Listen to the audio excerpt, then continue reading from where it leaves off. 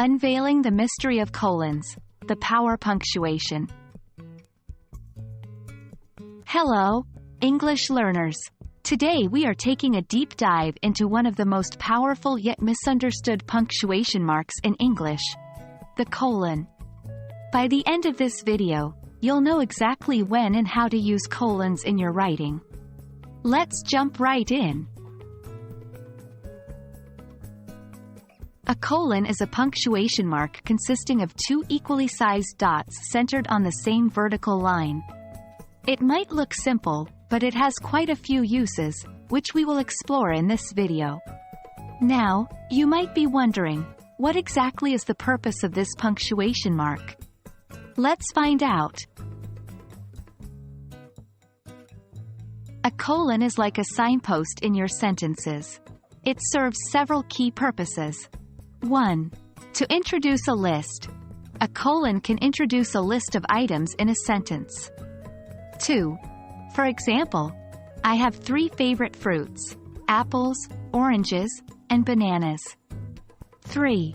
To separate two clauses, when the second clause explains or expands upon the first. 4. For example, she had one goal in life: to become a world-class chef. 5. Before a quotation or a direct speech. 6. For example, he looked at me and said, "You're 1 in a million." 7. In time, biblical references, ratios and titles. 8.